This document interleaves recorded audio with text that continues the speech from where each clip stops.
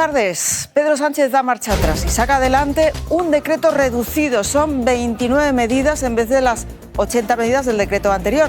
Ha preferido pactarlo con Junts y no con el PP, que le había ofrecido su apoyo a las mismas medidas sociales si se votaban por separado. Prefiere Sánchez seguir en manos de Carles Puigdemont, que al final ha logrado que se tramite también, como decíamos, Lucía Fernández, la cuestión de confianza. Han sido horas largas, frenéticas, de muchas negociaciones, pero finalmente, y a pesar de que el Gobierno había repetido una y otra vez que no lo harían, hoy aprueban en el Consejo de Ministros un nuevo decreto con medidas sociales. En total, 29 se quedan fuera las tributarias, que se seguirán negociando. El Tribunal Supremo han validado el nombramiento de Álvaro García Ortiz como fiscal general del Estado. Hoy García Ortiz ha salvado su primer gran obstáculo ahí en el Tribunal Supremo, pero lo más complicado le llegará mañana. Le veremos declarando mañana como imputado, Pedro Callejas, por un presunto delito de revelación de secretos. Y Sandra, va a ser una imagen inédita porque es la primera vez que un fiscal general declara como investigado. El juez, tras escuchar a una quincena de testigos, empieza su ronda de imputados, primero con García Ortiz, pero luego irán dos más, su mano derecha y también la fiscal provincial de Madrid. Pocas veces se había visto un estreno tan impactante. DeepSeek, la inteligencia artificial china de bajo coste, ha puesto patas arriba el mercado tecnológico mundial. A Estados Unidos le ha salido, José Ángel Abad, un competidor muy serio. Sandra, lo que vamos a ver hoy en los mercados, en especial en este del Nasdaq, aquí en Times Square en Nueva York, el más cercano a los valores tecnológicos, es cuánto de profunda se considera ya la alternativa, si se quiere, la amenaza china al dominio de Estados Unidos en la inteligencia artificial. Enseguida, detalles. La nueva inteligencia artificial china DeepSeek revoluciona la tecnología. Es la competencia de ChatGPT y se ha convertido en la aplicación más descargada en sus primeras horas de vida. Y es gratis. Enseguida vemos las diferencias y similitudes.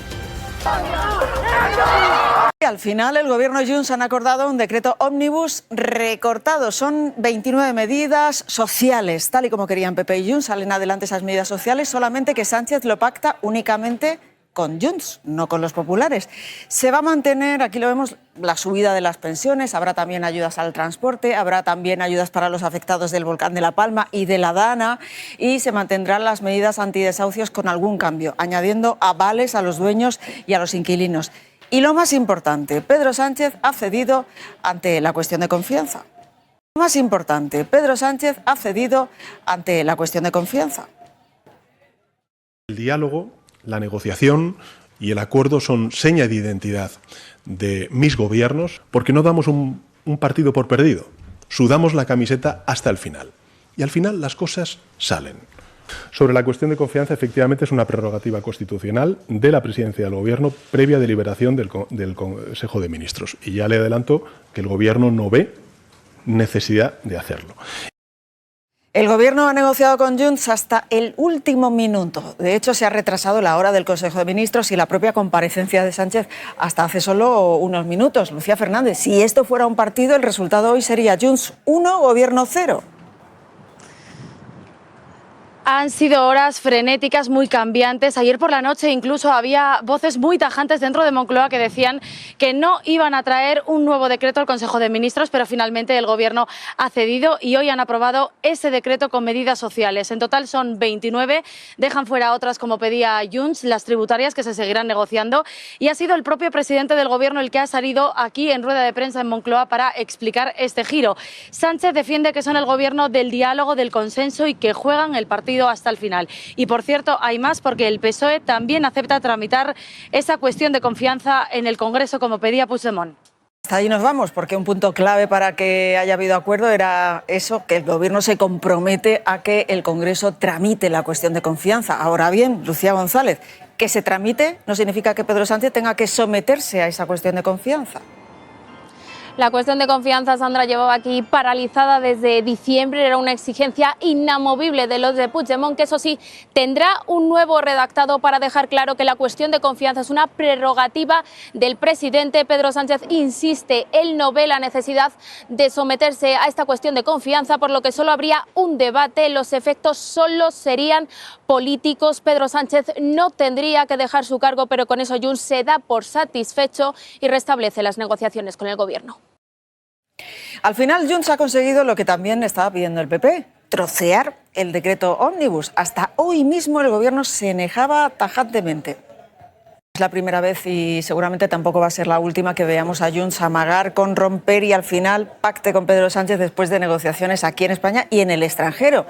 Esto lo hemos normalizado, pero es así. Esta legislatura está llena de ejemplos de ese tipo. Javier Gallego. Sandra, todo pasa por el sí del prófugo Puigdemont desde su refugio de Waterloo. Hubo investidura, recuerden, a cambio de la amnistía y después ha habido toda una retahíla de cesiones como la figura del mediador, la foto con Santos Cerdán, las comisiones de investigación sobre los atentados del 17 de agosto, la Operación Cataluña y las escuchas de Pegasus, la desclasificación de documentos del CNI, el compromiso de publicar las balanzas fiscales de las comunidades autónomas y quedan algunas pendientes como la inmigración, el despliegue de los Mossos en puertos y aeropuertos o el reconocimiento del catalán en Europa. Balón de oxígeno, por lo menos hoy, para el fiscal general del Estado. De las dos citas clave que tiene él esta semana en el Tribunal Supremo, la de esta mañana se ha resuelto a su favor porque se ha validado su nombramiento. Pedro Callejas.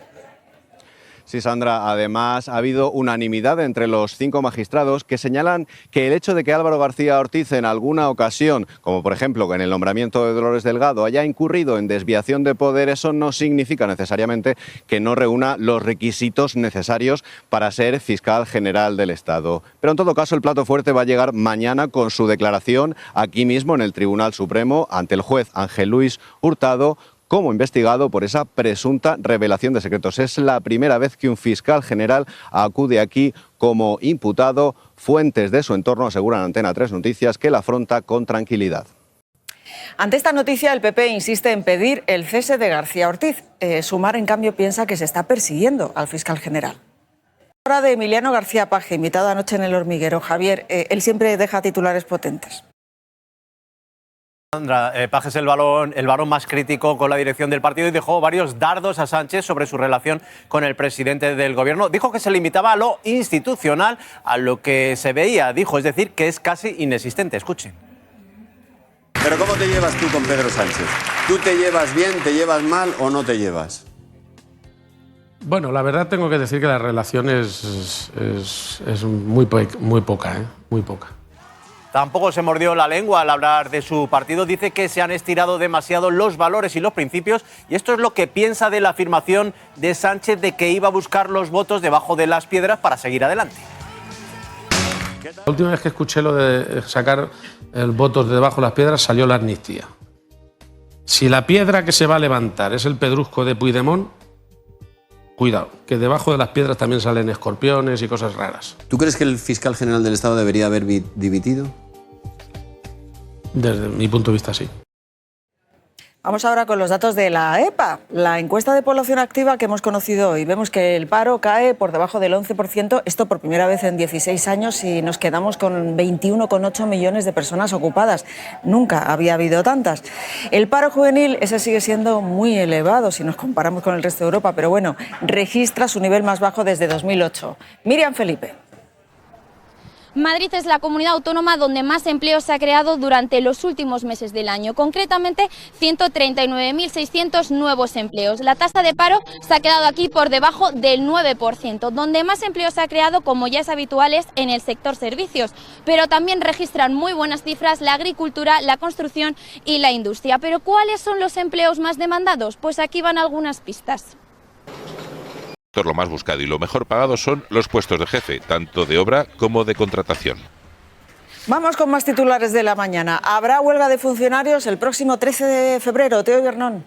Sí, Sandra, así lo ha anunciado el sindicato CESIF en este comunicado. Dicen que es por la incertidumbre en la que están y avisa que pondrá en conocimiento de la Fiscalía la desatención sanitaria que aseguran que están sufriendo los mutualistas. Y hoy, por cierto, el Consejo de Ministros ha aprobado una mejora de las condiciones de Muface para intentar atraer a las aseguradoras. María Blasco está en el punto de mira. Es la directora científica del CNIO, el Centro Nacional de Investigaciones Oncológicas, que acumula problemas, un importante déficit económico, falta de material y denuncias de acoso laboral. Ella asegura que todo es una campaña de desinformación y se niega a dimitir. En Estados Unidos siguen las deportaciones masivas de inmigrantes que están en situación ilegal. En estas últimas horas, varios aviones han despegado de allí con deportados rumbo a México, Colombia y Guatemala. En los 8 días que Trump lleva en la Casa Blanca, más de 4.000 personas han sido expulsadas del país. A la crisis que se ha abierto con América Latina por esas deportaciones se suma otra. El buscador Google va a cambiar el nombre del Golfo de México por Golfo de América. Google sigue así las instrucciones de Trump, que quería rebautizar el Golfo. Google aclara que este cambio solamente afectará a los usuarios de Estados Unidos. Para el resto del mundo mantendrá las 2 denominaciones.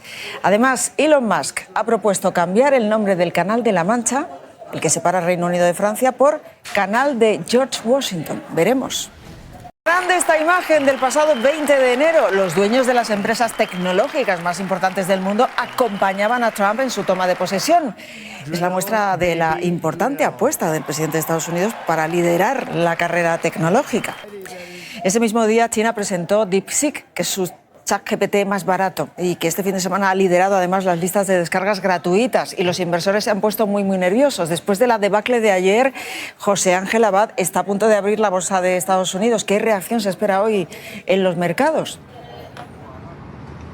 Sandra, es en 15 minutos. Aún nadie conoce la magnitud de lo ocurrido, pero sí que alarma, y por lo siguiente: desde hace años Estados Unidos impuso restricciones comerciales a China para que no pudiera acceder a los sofisticados y carísimos semiconductores necesarios para la inteligencia artificial, pero lo que en China se acaba de presentar ahora es una capacidad tecnológica equivalente sin ellos, y por eso los mercados en Occidente y en particular aquí en Estados Unidos se preguntan en qué hemos estado invirtiendo el dinero, y hasta Trump da la voz de alarma.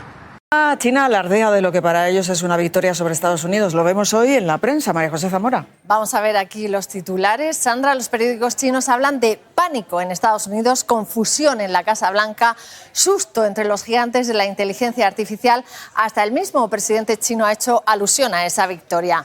Xi Jinping asegura que han visto el arco iris después de resistir a una gran tormenta. Lo ha dicho durante su discurso por el Año Chino Nuevo. Por el Año Chino Nuevo, que empieza hoy a las 5 de la tarde, hora española. En fin, y nosotros hemos querido probar hoy las 2 aplicaciones, Lucía Piñar, y las hemos comparado.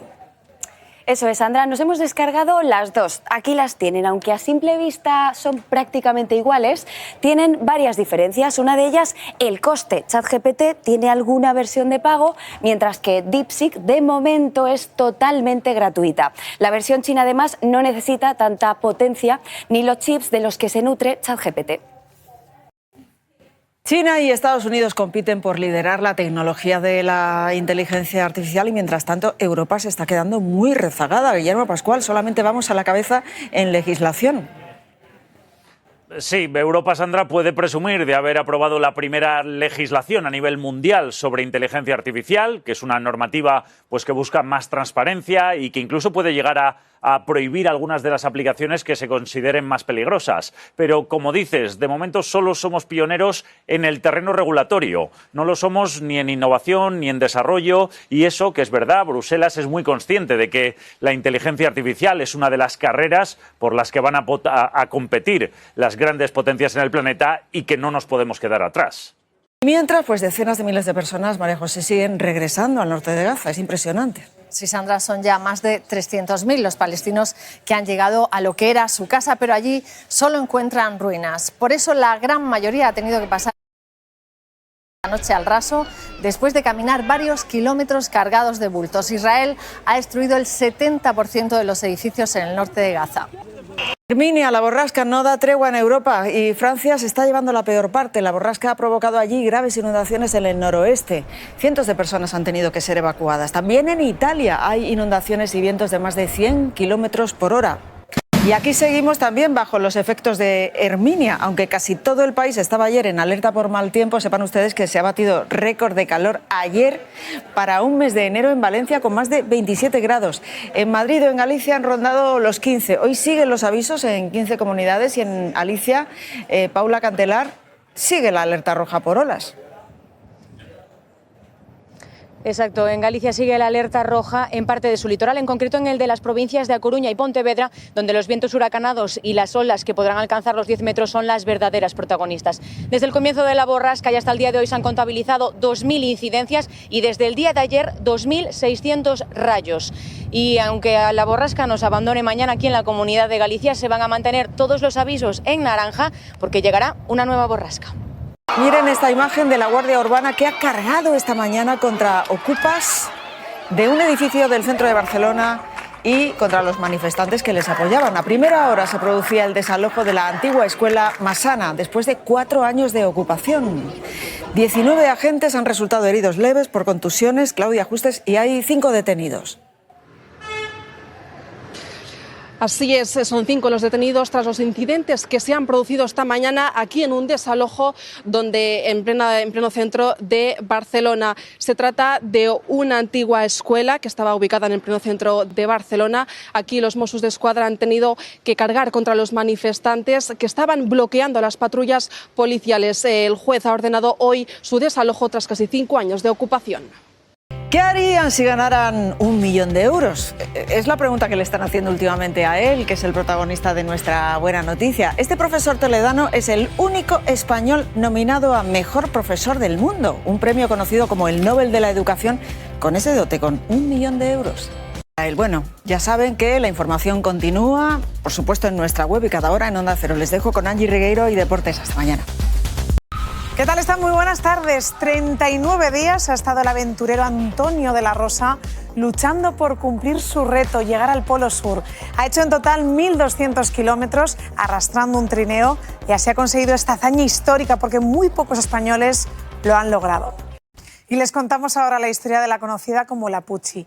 Tiene 2 grandes pasiones en la vida, el boxeo y cantar. Y gracias precisamente al boxeo logra sacar su mejor voz porque nos ha contado que el deporte le da la fuerza para superar sus miedos. Baile y apnea a casi 50 metros de profundidad. Una gran gesta para conseguir la foto submarina más profunda del mundo en un barco naufragado en la costa de Florida.